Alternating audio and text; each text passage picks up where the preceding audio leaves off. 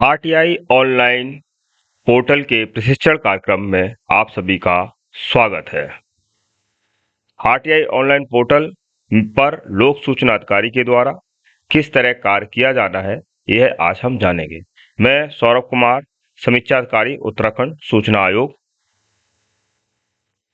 माननीय उच्चतम न्यायालय ने writ petition civil number 1040 of 2019 Pravasi Legal Cell and Union of India of others में दिनांक 20/3/2023 को समस्त राज्यों को निर्देश दिए कि जितने भी लोक प्राधिकारी हैं उनके कार्यालयों में ऑनलाइन अनुरोध पत्र आरटीआई के तहत दिए जा सकें, इसके लिए पोर्टल तैयार किया जाए।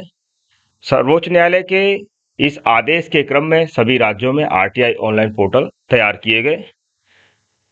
उत्तराखंड सरकार के द्वारा भी माननीय उच्चतम न्यायालय के आदेश के क्रम में आरटीआई ऑनलाइन पोर्टल तैयार किया गया है।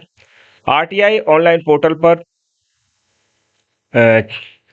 पीआईओ द्वारा किस तरह कार्य किया जाना है, इस पर चर्चा करने से पहले मैं बताना चाहूंगा कि शासन स्तर पर और विभागाध्यक्ष पर नोडल अधिकारी नामित किए गए हैं। उन नोडल अधिकारी के आयोग के द्वारा आईडी पासवर्ड उनके जनरेट करके पोर्टल पर कार्य करने को दिए गए हैं और नोडल अधिकारी के द्वारा ही शासन स्तर या विभागाध्यक्ष स्तर पर जो भी पीआईओ अपील अधिकारी नामित है, चाहे वो ब्लॉक लेवल पे हो, तहसील लेवल पे हो, डिस्ट्रिक्ट लेवल पे हो, मंडल लेवल पे हो, उन सबकी आईडीज विभागाध्यक्ष द्वारा और शासन स्तर पर जितने भी पीआईओ नामित हैं वो शासन स्तर के नोडल अधिकारी द्वारा तैयार की जानी है और उनके द्वारा जो आईडी पासवर्ड तैयार की जा रही है वो संबंधित पीआईओ अपील अधिकारी को उपलब्ध कराया जाना है। आरटीआई ऑनलाइन पोर्टल पर जो भी अनुरोध पत्र आपके प्राप्त होंगे वो नोडल अधिकारी के लॉगिन आईडी में शो करेंगे और नोडल अधिकारी अपने पोर्टल पर लॉगिन करके उसमें देखेंगे कि किस पीआईओ से संबंधित है या किस अपीली अधिकारी के संबंध में फर्स्ट अपील है, तो वो उनको ट्रांसफर करेंगे। ये दायित्व तो आ गया है कि उनको अनुरोध पत्र प्राप्त होंगे वही ट्रांसफर करेंगे। इसको भी सीधे अनुरोध पत्र पीआईओ के पास जा सके, फर्स्ट अपील अधिकारी के पास फर्स्ट अपील जा सके, इसका प्रयास किया जा रहा है। इस पर कार्य चल रहा है। तो अब मैं आपको बताना चाहूंगा कि जैसा कि पीआईओ और अपील अधिकारी को उनके नोडल अधिकारी द्वारा आईडी पासवर्ड प्रोवाइड की जानी है और बहुत से लोगों को आईडी पासवर्ड प्रोवाइड कर दिए गए। आज की डेट में लगभग 3200 पीआईओ की आईडीज क्रिएट हो चुकी है। तो अब हम जानेंगे कि लोक सूचना अधिकारी आरटीआई ऑनलाइन पोर्टल पर किस तरह कार्य करना है। तो जैसा कि आप स्क्रीन पे देख रहे हैं, आरटीआई ऑनलाइन पोर्टल का जो यूआरएल है जिस पे हमें लॉगिन करना है, तो आप किसी भी ब्राउजर पर जाकर rtionline.uk.gov.in एंटर करके आप लॉगिन करेंगे। तो एंटर करेंगे तो आपको जो स्क्रीन पर होम पेज दिख रहा है वो होम पेज दिखाई देगा। इस होम पेज पे आप देख रहे हैं कि राइट साइड पे अधिकारी लॉगिन लिखा हुआ है। आपको दिख रहा होगा कि अधिकारी लॉगिन जो है, इस अधिकारी लॉगिन पर आप जो आपको नोडल आईडी द्वारा आईडी पासवर्ड प्रोवाइड किया जाएगा उसकी मदद से आपको लॉगिन करना है। तो इस होम पेज पे आप देख रहे हैं कुछ इंस्ट्रक्शंस दिए हुए हैं और आपको फ्लो भी दिया हुआ है इसमें कैसे आरटीआई आ रही है। और इसमें देखेंगे कि आप आवेदन करें, जो आवेदक है वो किस तरह आवेदन करे, इस ऑप्शन को सिलेक्ट करेगा। प्रथम अपील के लिए प्रथम अपील करे इस ऑप्शन सिलेक्ट करेगा और द्वितीय अपील करनी है, द्वितीय अपील के लिए आवेदन के लिए द्वितीय अपील करे ऑप्शन सिलेक्ट करेगा।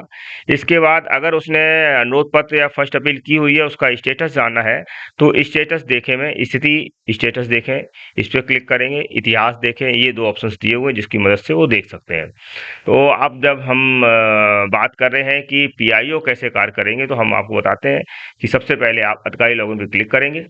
अधिकारी लॉगिन में जैसे ही आप क्लिक करेंगे आपको दिखाई दे रहा होगा कि लोग आप जो पोर्टल के उस पेज पर आपसे यूजर नेम और पासवर्ड मांगा जा रहा है और जो कि आपको नोडल अधिकारी द्वारा प्रोवाइड किया गया है उस आईडी पासवर्ड की मदद से आप यूजर नेम और पासवर्ड एंटर करेंगे और इसके बाद आप कैप्चा एंटर करके आप लॉगिन कर सकते हैं। ये आपके जो होम पेज पे हमने लॉगिन किया है ये एक टेस्ट आईडी है। इस टेस्ट आईडी के द्वारा हमने पीआईओ का एक लॉगिन आईडी जनरेट कर रखी थी, जिसको हमने लॉगिन करके अब दिखाया है। तो जैसे ही उसको हमने लॉगिन किया तो एक होम पेज हमारे सामने दिखाई देता है। होम पेज पे आप देख रहे होंगे कि इसमें कुछ डिटेल्स शो कर रहा है, जैसे कि पेंडिंग फॉर डिस्पोज ऑफ, अनुरोध पत्र जो आपको डिस्पोज ऑफ करने हैं तो कितने पेंडिंग है। उसमें आप देख रहे हैं कि 2 डाटाबेस है, 5 दिन या उससे कम कितने पेंडिंग है, और 10 दिन उससे कम के कितने पेंडिंग है, जो आपको 11-11 दिखाई दे रहे हैं। आरटीआई रिक्वेस्ट जो है, नेक्स्ट ऑप्शन में देख रहे हैं आरटीआई रिक्वेस्ट। आरटीआई रिक्वेस्ट में आप जैसा कि देख रहे हैं कि न्यू कितने हैं, 7 हो रहे, अंडर प्रोसेस 6। इसका मतलब ये हो गया कि वो आरटीआई अनुरोध पत्र जो अभी आपको प्राप्त हुए, आपने कोई कार्रवाई नहीं की है, वो न्यू में दिखाई देंगे। अंडर प्रोसेस जिस पे आप कार्रवाई कर रहे हैं वो अंडर प्रोसेस में शो करेंगे। तो अब नेक्स्ट देखते हैं अपील्स। अपील्स रेज्ड, अगर आपने जो अनुरोध पत्र आपको ऑनलाइन प्राप्त हुए उसके अगेंस्ट किसी ने फर्स्ट अपील कर रखी है तो वहां आपको संख्या दिखाई देगी रेज्ड में। और डिस्पोज्ड ऑफ, उसके अगेंस्ट अगर डिस्पोज्ड ऑफ हो रखे हैं तो डिस्पोज्ड ऑफ की संख्या दिखाई देगी। एडिशनल पेमेंट्स में अगर किसी ने सूचना मांगी है तो एडिशनल पेमेंट्स में आपको डिमांड की संख्या दिखेगी, और उस डिमांड के अगेंस्ट अगर कोई अमाउंट प्राप्त हो गया तो रिसीट्स में आपको दिख जाएगा किस कार्य प्राप्त हुआ है। इसी प्रकार एक्शंस में थर्ड पार्टी अगर इंफॉर्मेशन उसमें इन्वॉल्व था, थर्ड पार्टी, और आपने थर्ड पार्टी के लिए उसमें मेंशन किया है कि उनसे सूचना मांगी गई है कि सूचना दी जाए न दी जाए, तो उस केस में यहाँ थर्ड पार्टी रिक्वेस्ट कितने थे वो शो करेंगे। और डॉक्यूमेंट्स कॉल्ड, आपने आवेदक से अगर डॉक्यूमेंट्स कोई कॉल कर रखा है, सपोज उनसे उनका अनुरोध पत्र जो अटैच था वो साफ नहीं था, या उन्होंने जो टेक्स्ट बॉक्स रिक्वेस्ट की है वो उसमें स्पष्ट नहीं हो रहा क्या सूचना मांगी गई है, या सपोज मान लिया कि वो बीपीएल है कि नहीं है इसका कोई उन्होंने प्रमाण नहीं दिया है, तो उससे डिमांड डॉक्यूमेंट्स कॉल किए हुए हैं, उस केस में एक्शन में डॉक्यूमेंट्स कॉल में ऑप्शन दिखेगा। इसके बाद नेक्स्ट आप देख रहे होंगे comments by A, comments by appellate authority. अगर कमेंट्स अपीलेट अथॉरिटी के पास फर्स्ट अपील गई हुई है और उन्होंने लोक सूचना अधिकारी कोई कमेंट्स सूट कर रखा है, तो आप सूट्स में ऑप्शन देखेंगे कितने आपको अपील अधिकारी ने कितने आपसे क्वेरीज कर रखी हैं, और उसके अगेंस्ट में आपने कितने जवाब दे रखे, वो आपके पीआईओ कमेंट्स में दिखेंगे। तो ये होम पेज आपको बहुत सारी सूचनाएं आपको प्रोवाइड करा दे रहा है। तो ये इतना समझ में आ गया कि हमारे होम पेज पे जो सूचना डिस्प्ले हो रही है वो किस संबंध में जानकारी दे रही है। अब हम आते हैं होम पेज के बाद, आप देखेंगे बगल में सर्च लिखा हुआ है। सपोज आपके पास कोई अनुरोध पत्र आता है, उस पर आपने सूचना दे दी, सब कुछ कर दिया, डिस्क्लोज कर दिया, तो डिस्क्लोज करने पे वो आपका न्यू अंडर प्रोसेस में नहीं है, तो वो आपको कहीं अब शो नहीं होगा। तो अब आपको ये देखना है कि हमने कितने डिस्पोज किए, या महीने में कितने आए, और या पर्टिकुलर उस डेट में कितने आए, कि अनुरोध पत्र जिसपे हमने निस्तार कर दिया क्या स्टेटस है। तो उसके लिए हम सर्च का उपयोग करते हैं। सर्च पे आप क्लिक करेंगे। सर्च पे आप जैसे ही आप रजिस्ट्रेशन नंबर से ढूंढ सकते हैं, नाम से ढूंढ सकते हैं, या सब्जेक्ट कंटेंट से ढूंढ सकते हैं। और आपके पास कोई भी नहीं है तो आप सिर्फ सर्च बटन दबाएंगे तो आपको जितने भी अब तक के अनुरोध पत्र मिल रखे हैं वो सारा डिटेल्स आपको यहाँ शो कर जाएगा। आप यहाँ सारे अनुरोध देख सकते हैं कि रजिस्ट्रेशन नंबर क्या था, नाम क्या था, और करेंट स्टेटस ऑफ रिक्वेस्ट क्या है, और रिसीव डेट क्या थी, उसका फाइनल आपने क्लोजिंग कब की हुई है। तो यहाँ से हमें सर्च से आपको ये डिटेल्स मिल जाता है। अब नेक्स्ट ऑप्शन है, हम देखेंगे असेसमेंट्स। असेसमेंट्स में जो ऑप्शन दिख रहे हैं, न्यू रिक्वेस्ट, अंडर प्रोसेस और थर्ड पार्टी इन्वॉल्व, ये वही ऑप्शंस हैं जो आपको होम पेज पे दिखाई दे रहे थे। New request, under processing, third party request, तो ये तीनों ऑप्शंस हैं। अब जैसा कि या तो असेसमेंट्स में न्यू रिक्वेस्ट कितने आए क्लिक करके आप देख सकते हैं, या फिर आप अंडर प्रोसेस में कितने हैं यहाँ देख सकते हैं, या थर्ड पार्टी रिक्वेस्ट कितने हैं वहाँ आप बाकायदा डिटेल्स देख सकते हैं। और इसी तरह अगर आपको होम पेज पे देखना है कि हमें कि कितने अनुरोध पत्र आए, कितने, कौन सा अनुरोध पत्र हमारा पेंडिंग है, कौन सा अनुरोध पत्र में कार्रवाई करनी है, तो आप जो डिजिट्स लिखे हुए हैं उस पर आप क्लिक करके आप बाकायदा देख सकते हैं। तो आप जिस किसी भी डिजिट पे क्लिक करेंगे वो आपको बाकायदा दिख जाएगा कौन सा अनुरोध पत्र आपका 5 दिन से कम समय तक पेंडिंग है, कौन सा ऐसा अनुरोध पत्र है जो 5 दिन से अधिक हो गया है जो पेंडिंग चल रहा है। तो ये आप इतना समझ में आ गया होगा कि आपका होम हो गया, सर्च, असेसमेंट्स हो गया। और अब हम आते हैं यूटिलिटीज पे। यूटिलिटीज में आप देखेंगे कि आपको यूजर मैनुअल जो हम आपको अभी बता रहे हैं कि हमें पीआईओ किस तरह काम करेंगे आरटीआई ऑनलाइन पोर्टल पर, तो वही यूजर मैनुअल में दिया हुआ है। और इसमें चेंज पासवर्ड आपको नोडल अधिकारी जब आपको आईडी पासवर्ड देते हैं, आप उसको चेंज करना चाहते हैं तो जो उन्होंने पासवर्ड दिया है वो पासवर्ड आप एंटर करके उसकी जगह नया पासवर्ड और कंफर्म पासवर्ड डाल के आप यहाँ सबमिट कर सकते हैं। तो ये चेंज पासवर्ड करने के लिए यूटिलिटीज में दिया है, यूजर मैनुअल आपको इसी में यूटिलिटीज में दिया हुआ है। और ये लॉज रिक्वेस्ट, जो भी ऑफलाइन अनुरोध पत्र आते हैं उनको भी पंजीकृत पोर्टल पर किया जा सके, इसका प्रोविजन लॉज रिक्वेस्ट में किया गया है। तो इसका अभी टेस्ट चल रहा है, इसीलिए अभी सिर्फ ऑनलाइन देख रहे हैं, ऑनलाइन की जो समस्याएं हैं और जो आपके सुझाव हैं उसके हिसाब से उस पर कार्य किया जा रहा है। अभी जब ऑनलाइन कंप्लीट हो जाएगा इसके बाद इसको ऑफलाइन भी तब तक इसको कंप्लीट कर लिया जाएगा। फिर भी इस पे थोड़ा बता देते हैं। इसमें कंपलसरी सिर्फ नाम है, डेट ऑफ रिसीट्स है, लैंग्वेज किसमें उसने सूचना मांगी है, टाइप ऑफ रिसीट जो अनुरोध पत्र प्राप्त हुआ है वो किस माध्यम से प्राप्त हुआ है, 4 ऑप्शंस है, उसको आप सिलेक्ट कर लीजिए। अनुरोध करता अगर उसने दिया है मेल फीमेल, नाम से पता चल जाएगा। उसका उन्होंने एड्रेस जरूर दिया होगा, बिना एड्रेस का अनुरोध पत्र नहीं होता तो एड्रेस डाल दीजिए। इसके बाद जो डाटा है वो कंपलसरी नहीं है कि उसको आपको एंटर करना है, फिर भी phone number, mobile number, email अगर दिया है तो आप जरूर उस पर सबमिट कर दीजिए। और इसके बाद आप इसमें देख रहे होंगे request details, request letter number, उसमें अगर कोई नंबर लिखा हुआ है, कई लोग लिख देते हैं अपना लेटर नंबर, या रिक्वेस्ट लेटर डेट जो है वो आप यहाँ मेंशन कर दीजिए।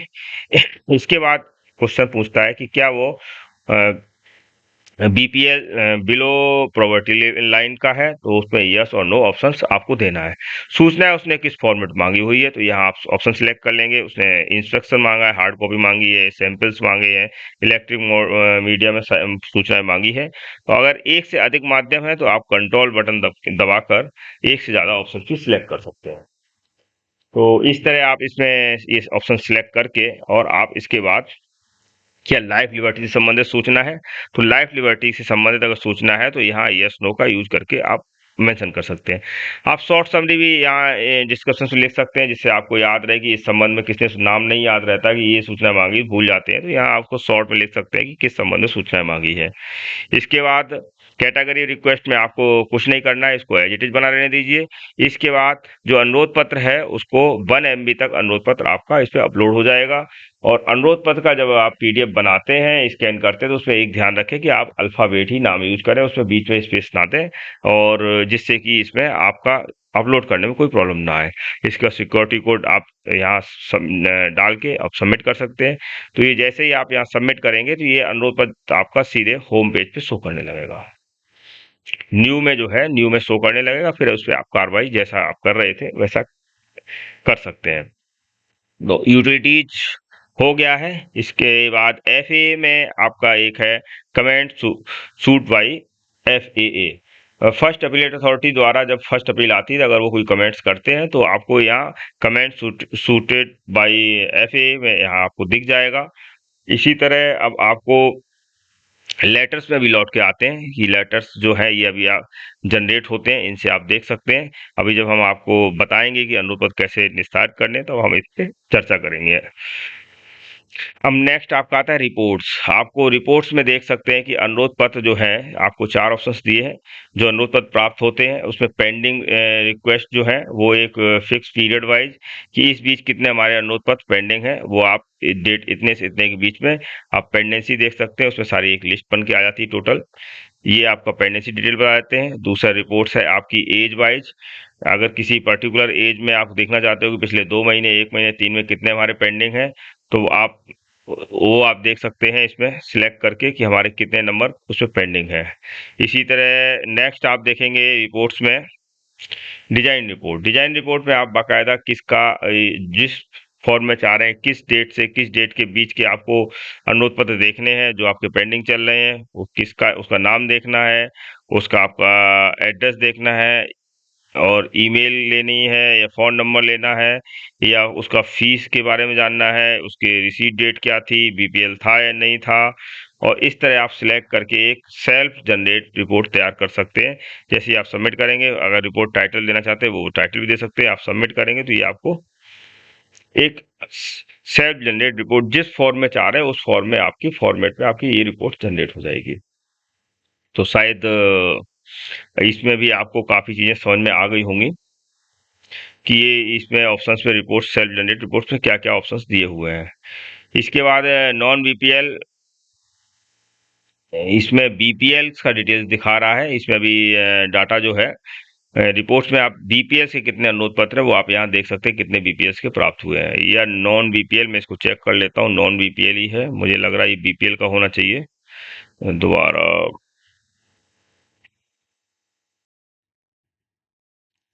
List of non BPL cases where amount paid is nil. यहाँ पे नॉन बीपीएल के बीपीएल होना है। मैं इसको एक बार, क्योंकि डेवलप का काम चल रहा है इस रिपोर्टिंग का, इसको कंफर्म करके आपको क्लियर करूंगा। मैं अब आगे इसमें और बढ़ना चाहूंगा। नेक्स्ट आपका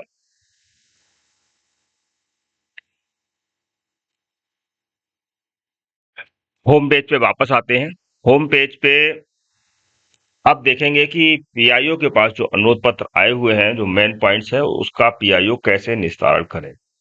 आप जैसा कि इसमें आरटीआई रिक्वेस्ट न्यू देख रहे हैं, तो उस न्यू में आप 7 पे हमारे न्यू दिख रहे हैं, उनको 7 पे क्लिक करेंगे।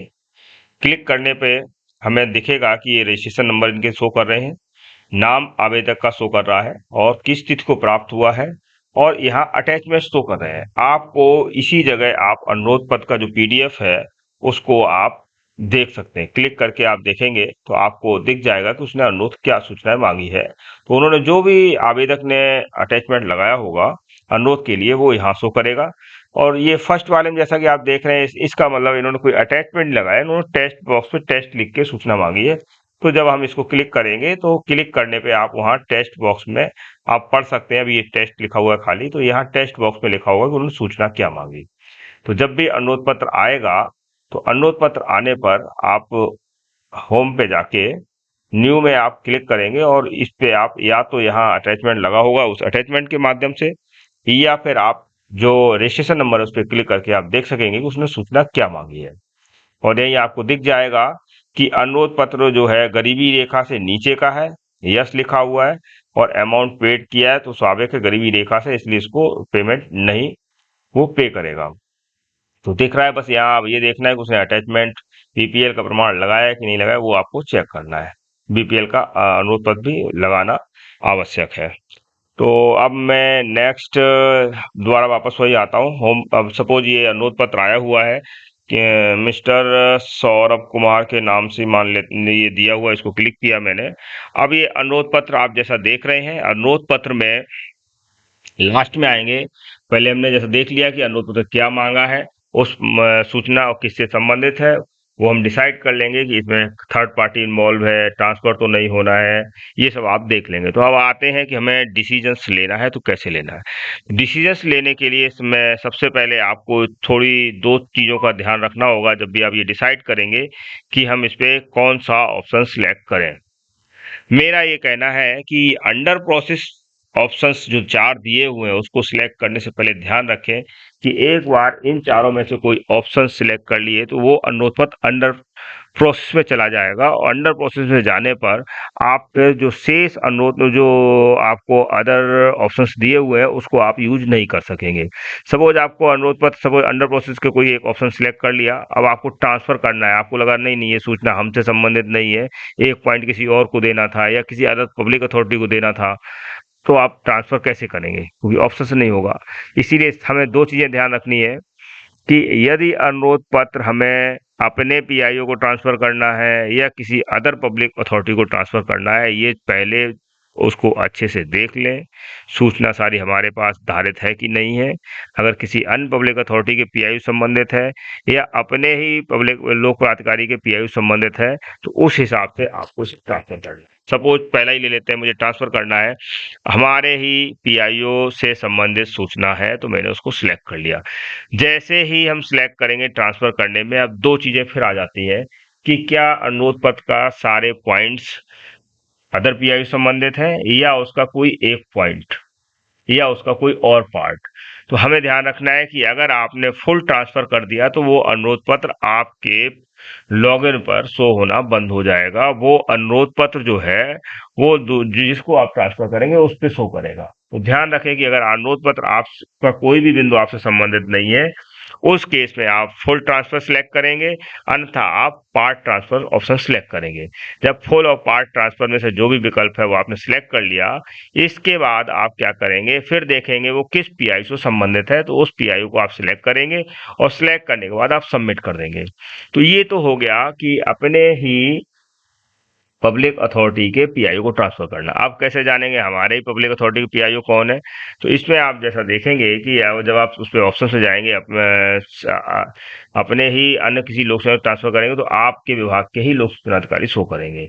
और यही अगर आप सूचना किसी अन्य पब्लिक अथॉरिटी से संबंधित होगा तो आप उसको करेंगे transfer request to other public authority. जैसे ही transfer other public authority select करेंगे तो तुरंत अदर पब्लिक अथॉरिटी के सारे transfer to other public authority जैसे सिलेक्ट करेंगे तो वहां पे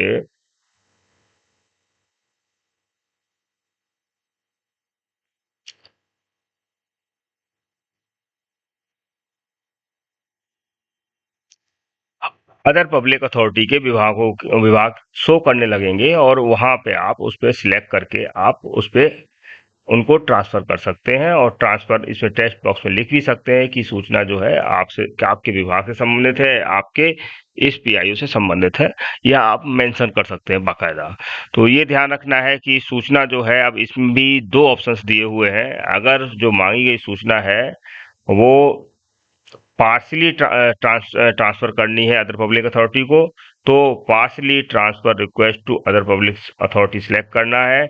और कंप्लीट अगर ट्रांसफर करना है तो transfer request to other public authority. यहाँ दो ऑप्शंस दिए हैं ट्रांसफर में।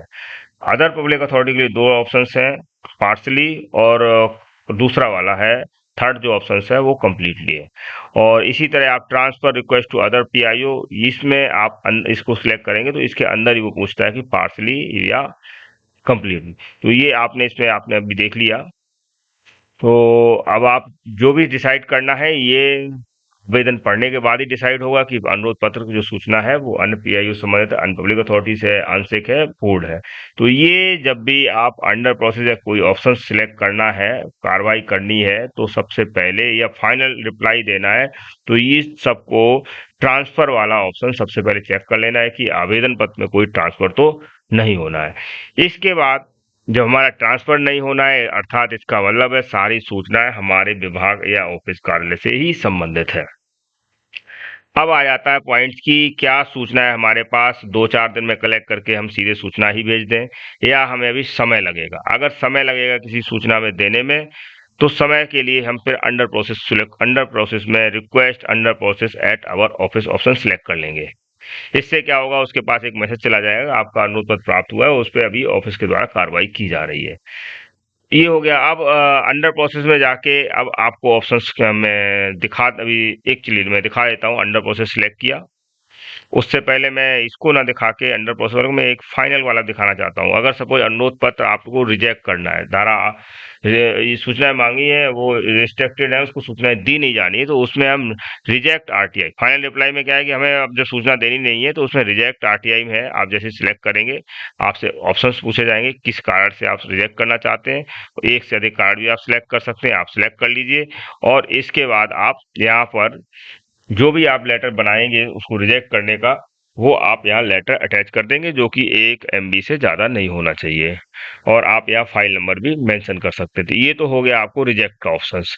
और इसमें फाइनल रिप्लाई में सपोज आपको पार्सली रिजेक्ट और एक्सेप्ट करना है, तो वहाँ भी आप इसको पार्सली एक्सेप्ट रिजेक्ट में आप लिख सकते हैं कि आपकी जो है पॉइंट संख्या इतने इतने की सूचना हम भेज रहे हैं, और जबकि पॉइंट संख्या इतने इतने की सूचना और इस धारा से संबंधित होने का डिस्क्लोज नहीं की जा रही है, और उसका आप ये लेटर अटैच करके भेज देंगे। तो आपको पहले पॉइंट संख्या इतने इतने की भेजी जा रही है, इतने इतने की सूचना नहीं दी जा रही है, और इसमें आपने किस रीजन से नहीं जा रहे वो ऑप्शन सिलेक्ट कर सकते हैं, और जो भी आपका लेटर है वो आप इस पे अटैचमेंट करके सेंड कर सकते हैं। तो ये आपका ऑप्शन उस केस में है जब पार्सली रिजेक्ट और एक्सेप्ट कर रहे हैं।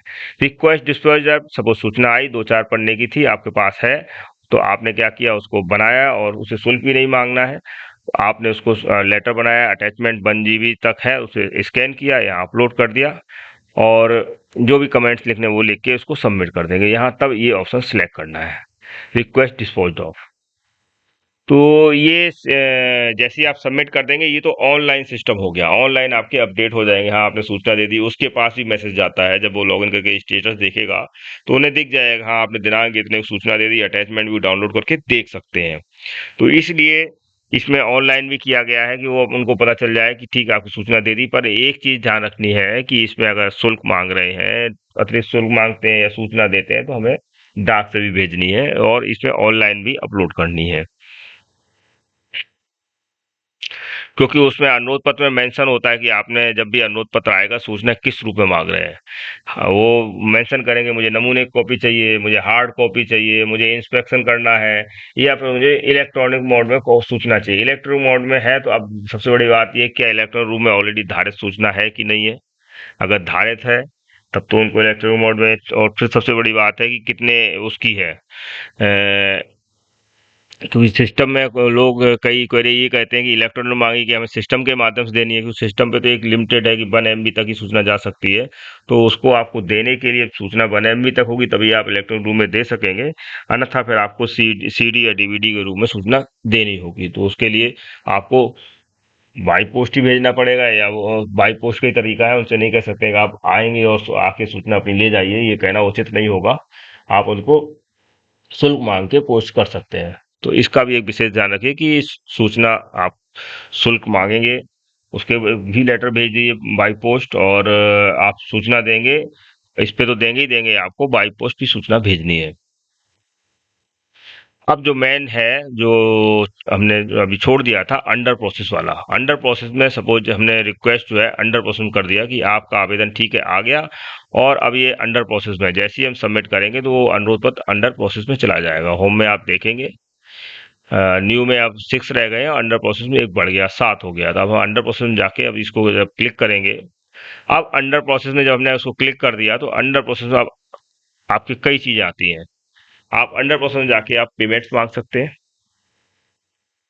अब अंडर प्रोसेस आपको जो सूचना मांगी, अगर कोई अतिरिक्त शुल्क बनता है तो आप उसको सिलेक्ट करके और उसको सूचना जो मांगी जा रही है किस चीज की मांगी जा रही है, हार्ड कॉपी की मांगी जा रही है, इलेक्ट्रॉनिक मीडिया की मांगी जा रही है, प्राइज पब्लिकेशन की मांगी जा रही है, सर्टिफिकेट सैंपल मांगे जा रहे हैं, इंस्पेक्शन उसके लिए मांगे जा रहा है, जो भी है तो यहाँ पे आप उसका अमाउंट मेंशन कर देंगे और यहाँ शॉर्ट में डिटेल लिख देंगे, सबमिट कर देंगे, और इसका डिमांड लेटर भी आप उनको बाई पोस्ट भेज देंगे। तो इनको अपना मैसेज मिल जाएगा, क्योंकि शुल्क मांगने के लिए उसको डिटेल्स देना जरूरी है। तो इसमें अभी क्योंकि ये ऑलरेडी फॉर्मेट बना था और सुप्रीम कोर्ट के निर्देश थे कि जल्दी लागू किया जाए, उसमें कट ऑफ डेट पड़ी हुई थी, तो अब इसको और मॉडिफाई करा रहे हैं कि जिसमें कि ये डिटेल्स भी आपका इसी में सबमिट हो जाए। तो इसका फॉर्मेट तैयार किया जा रहा है और नेक्स्ट अपडेट में ये सब दिखाई देगा आपको। तो फिलहाल आपको क्या करना है कि इसमें शुल्क मांगते हुए उसका डिमांड लेटर भी पोस्ट करना है, इसको आप सबमिट कर देंगे। तो जैसे ही सपोज मुझे 50 रुपए की 50 रुपए मांगने थे, हम 50 रुपए मांग लिए और मुझे हार्ड कॉपी के सूचनाएं देनी थी, उसको सबमिट कर दिया। अब इसको जब सबमिट कर देंगे तो डिमांड्स आपका बढ़ गया, डिमांड 3 हो गए। अब डिमांड 3 हो गई तो अब जब वो पैसे आएंगे तो आपको यहाँ रिसीट पे दिख जाएंगे कि पैसे आ गए, तो यहाँ आप रिसीट पे देख सकते हैं पैसे प्राप्त हो गए हैं, वहाँ शो करेगा कि ऑनलाइन प्राप्त हो गए। तो आप दोबारा उस पर डिमांड में जाके, या फिर आप डिमांड्स में जाएंगे या अंडर प्रोसेस में जाएंगे, वहाँ आप जाके जो आवेदन था उसका नंबर पे क्लिक करके आप उस पर फर्दर सूचना भेजने का। अब आपके पास दो ही है, रिक्वेस्ट डिस्पोजर अर्थात आपको सूचना भेजनी है, रिक्वेस्ट डिस्पोजर का मतलब सूचना भेजने का है। वो आप डिस्पैच नंबर, फाइल नंबर डाल दीजिए और सूचनाएं प्रेषित की जा रही है उसका आप लिख दीजिए, सूचना भेजे जाने का कुछ डिटेल्स आप लिख दीजिए। और यहाँ पर जो अगर सूचनाएं आपकी 1 GB तक है, 1 MB तक है, सॉरी 1 MB तक है, तो यहाँ 1 MB तक डाटा आप अपने लेटर के साथ स्कैन करके लगा सकते हैं। अगर ज़्यादा हो रहा है तो आप सिर्फ अपना फॉरवर्डिंग लेटर जो आपने बनाया हुआ है वो आप अटैच कर दीजिए और उसमें मेंशन कर दीजिए। यहाँ पे आप लिख सकते हैं कि आपकी सूचनाएं जो है डाक के द्वारा प्रेषित की जा रही हैं, और यहाँ अटैच करके आप सबमिट कर दीजिए। तो ये तो आपका डिस्पोजल हो जाएगा यहाँ, और जैसे ही आप यहाँ सबमिट करेंगे तो ये डिस्पोज ऑफ हो जाएगा। चाहे तो इसमें एक ऑप्शंस, इसमें एक एग्जाम्पल के रूप में मैं दिखा देता हूँ कि सपोज हम इंफॉर्मेशन भेज रहे हैं,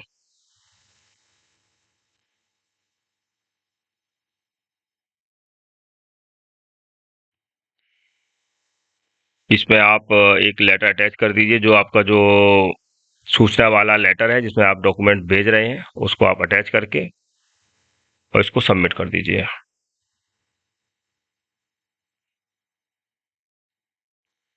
यहाँ आप देखिए अंडर प्रोसेस में 7 की जगह 6 रह गए हैं।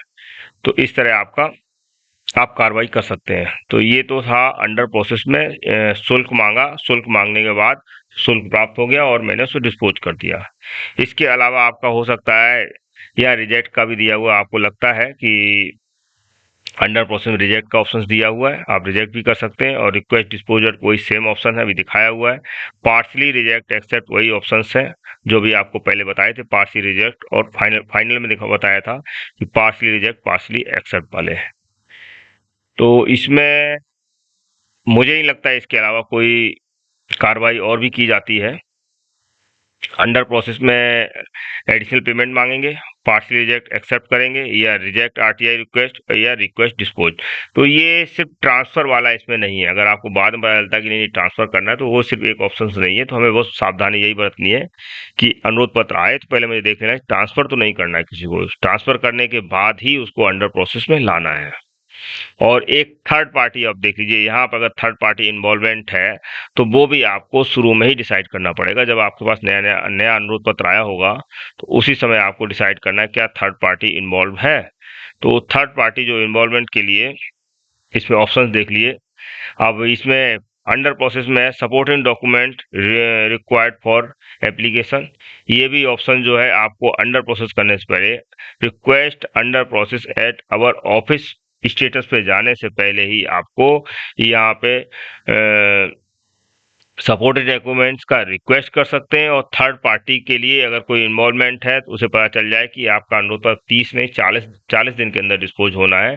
तो इसके लिए थर्ड पार्टी जैसे आप सिलेक्ट करेंगे तो और इसके बाद इसमें अदर ऑप्शन सिलेक्ट कर लीजिए। तो थर्ड पार्टी किसी डिपार्टमेंट से ना होके अदर लोगों से मैक्सिमम होता है।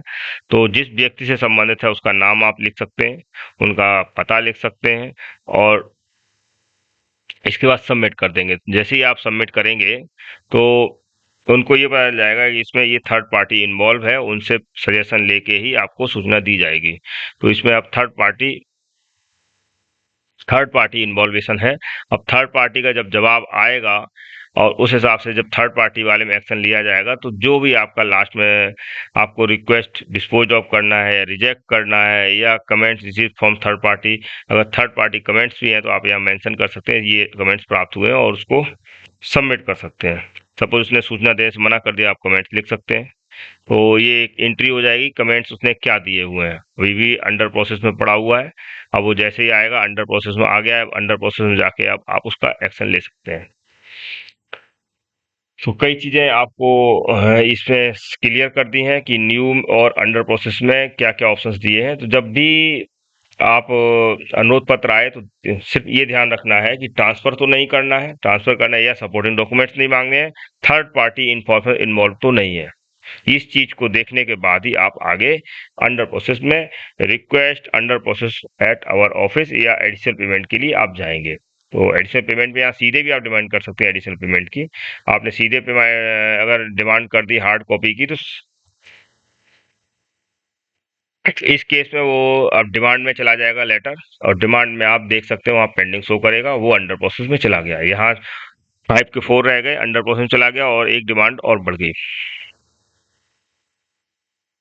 डिमांड नहीं बढ़ी है, ये दिखवाना पड़ेगा कि डिमांड नहीं बढ़ी है इसमें, पर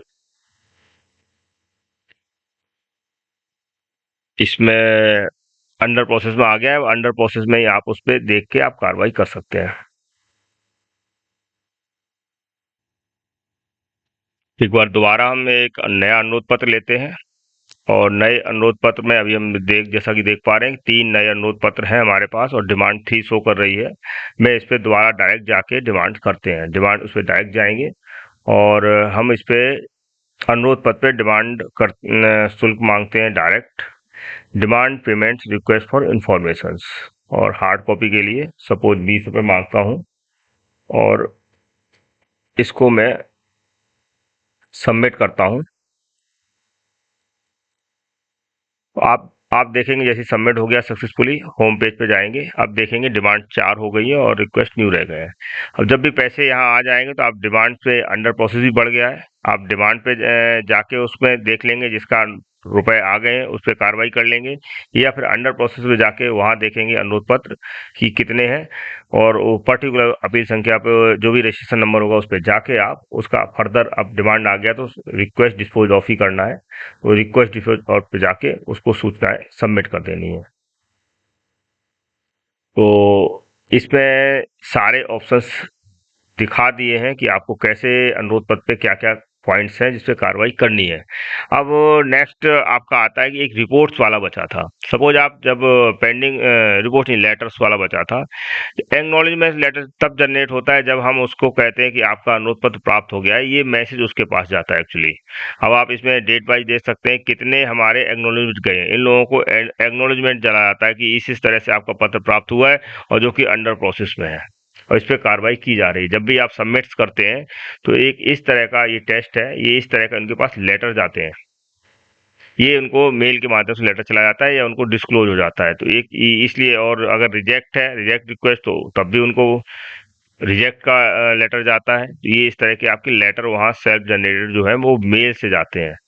ये अगर फॉरवर्डिंग लेटर है, ये सारे आपको इस तरह के यहाँ सारे लेटर दिख जाएंगे जो उनको जवाब जवाब जाता है। कितने रिक्वेस्ट डिस्पोज्ड ऑफ हुए, तो उनके ये डिटेल्स दिख जाते हैं, उनको क्या क्या जा रहा है, ये सारा डिटेल्स उनको शो करता है। तो ये आप जो रिपोर्ट देख रहे हैं, रिपोर्ट से ये पता जाता है कि ये मैसेज पीआईओ को क्या जा रहा है। सॉरी, लेटर से पता जाता है कि उनको क्या जा रहा है। और इससे हम ये भी देख सकते हैं कि हमने किस किस से एडिशनल पेमेंट्स मांगा है, किसका फाइनल रिप्लाई दे दिया है, किसको हमने फॉरवर्डिंग एक्नॉलेजमेंट्स हुआ है, किसका फॉरवर्डिंग लेटर्स। इसमें हमें आपको फॉरवर्डिंग लेटर्स में आपको दिख रहा है request transfer to other public authority, request transfer to deemed PIO.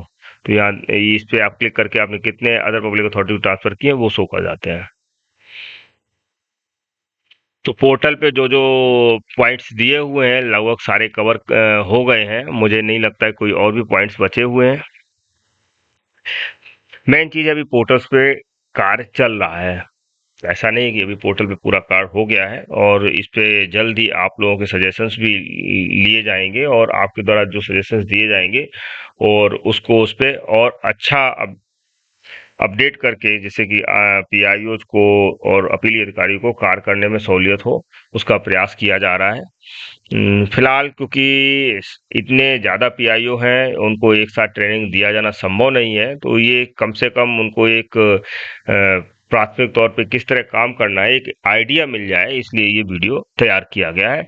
और मैं आशा करता हूँ कि शायद इस पे कैसे काम किया जाएगा, ये काफी कुछ लोक सूचना अधिकारी को समझ में आ गया होगा।